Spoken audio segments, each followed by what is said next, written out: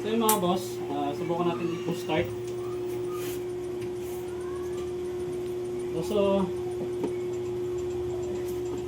medyo mababa yung voltahe ng battery niya mga bossing. So monitor natin to. Ito yung pinaka-concern niyo sir. Yung mabilis bumagsak yung voltahe ng battery. So subukan natin i-start mga boss.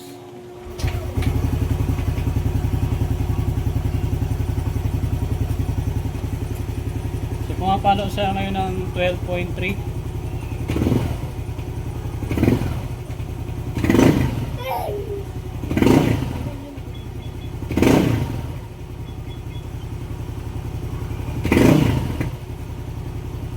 Umaangat 13. Okay. So check natin mga bossing, patayin natin yung motor. And then monitor natin yung battery.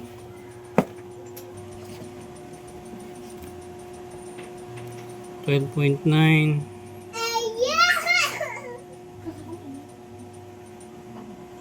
Bumabagsak nga.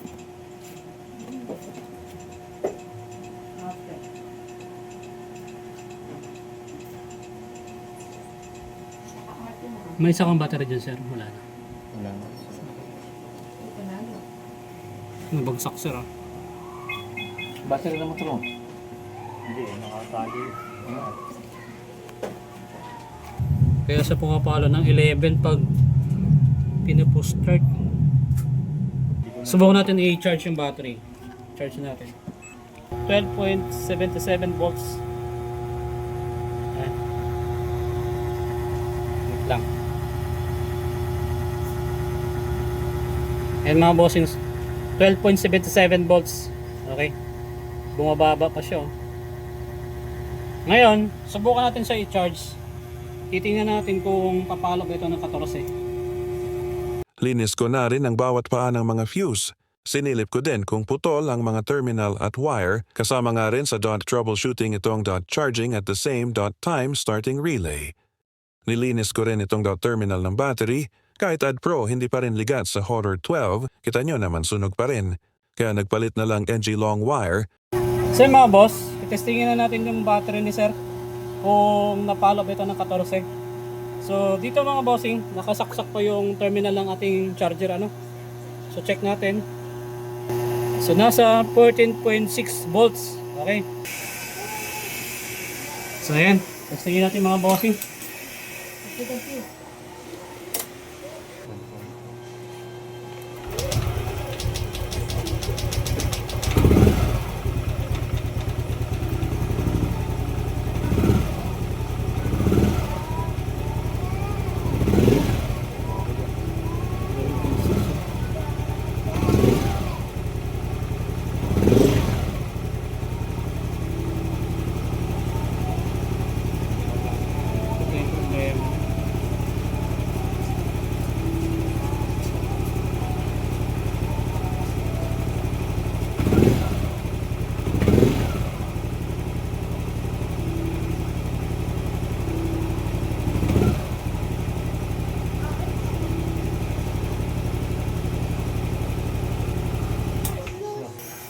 So yung mga boss, kanina 'di ba, pumali yung motor. Hirap siya i-start.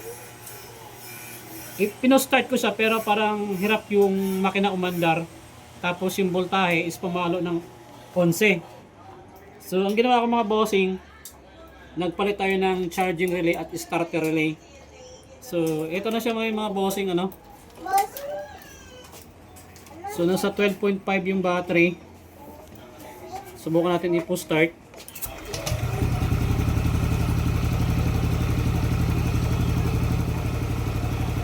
$13.2.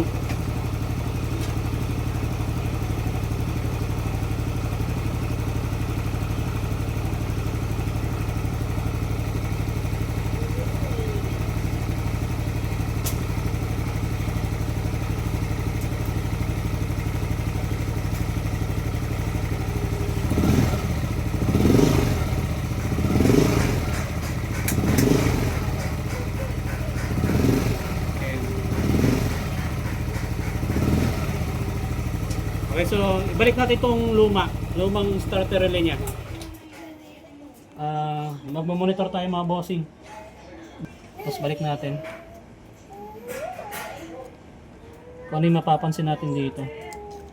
Kasi kanina, namalya yung motor ng pag-start natin. Tapos, hirap mag-charge. Ayan, nasalpak natin mga bossing. So 12.4, subukan natin yung start.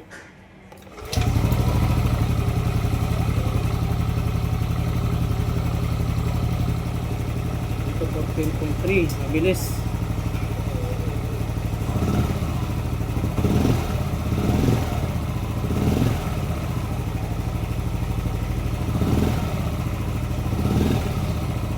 Subukan natin patayin. Start natin ulit.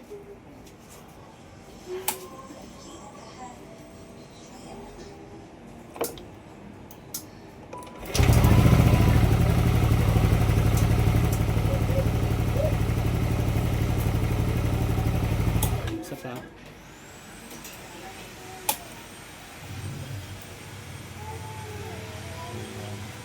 Pababa ng pababa.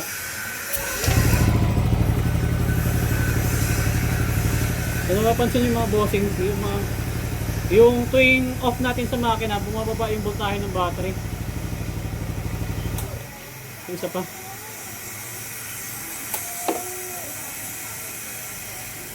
$12.4. Okay, so subukan natin itong isa. Medyo mabilis mag-drain tong charging relay ng stock, itong original.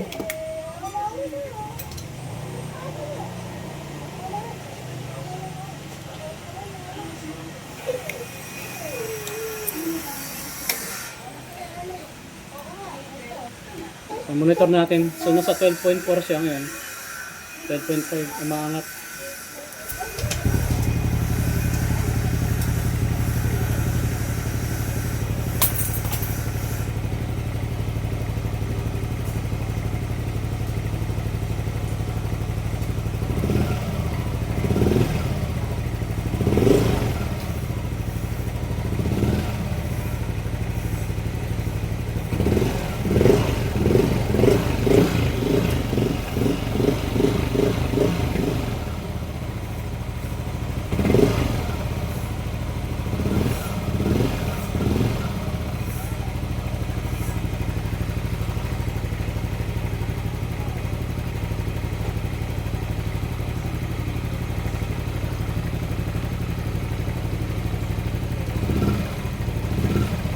So, off natin yung motor mga bossing.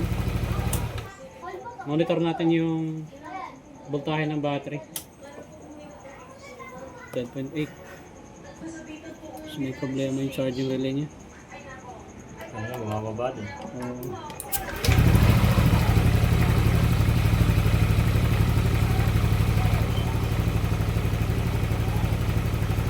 Wala lang ako. Pero hindi bumababa pagka pinapatay. Maalag eh.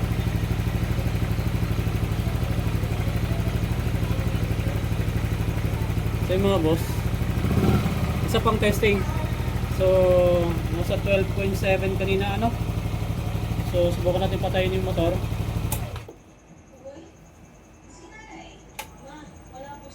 $12.7.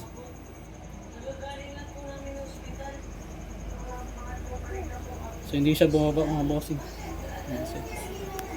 So releaser, may problema doon. Nagpapalo ata yan. So ayan. Naka-steady siya sa 12.7 mga bossing.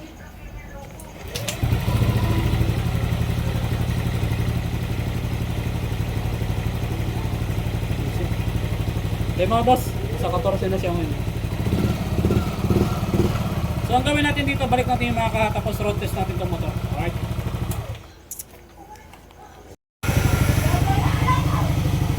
Okay mga bossing, okay. So ito na yung Aerox na ginagawa natin. Sa ngayon mga bossing, yung mga problema niya is na-solve na natin. Yung dating kapag pinipost start, nagbabago yung voltahe ng battery, minsan pumapalo sa 11, 9, 12, tapos pabalik naman ng 14. Tapos, ang mapapansin mo sa motor, hirap mag-start. Tapos mabilis ma-lobat yung battery. So ngayon mga boss, nagawa na natin yan. And then nagpalit tayo ng CKP sensor dito dahil madalas automatic itong motor na to. Nagkakaroon ng error 12. So check natin yung CKP mga boss, meron talaga problema kaya tayo nagpalit ng sensor. And then dun sa stator mga boss, yung wire papuntang ECU nagkaroon ng sunog kahit may AdPro. So ang ginawa natin, tinanggal natin yung AdPro tapos nirekta natin. Gumamit tayo ng long wire. So ang ginawa natin ng mga bossing, wala ng connector, wala ng pin connector, hinang lahat, papuntang ECU. So ang mga boss, ang hindi lang natin ayos dito, itong speedometer kasi wala tayong sensor dito mga bossing. So na-check naman natin, may supply yung wire.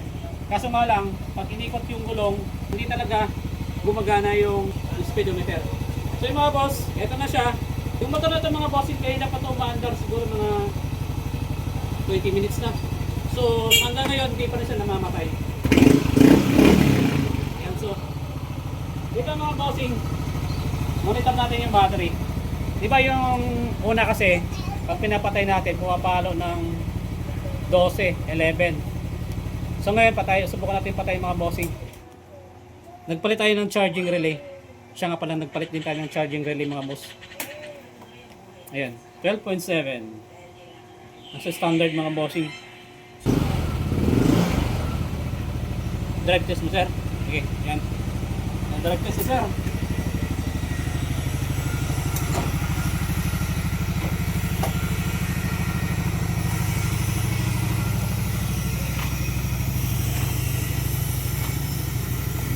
Ilang buwan niya sir natambak? Apat. Apat na buwan.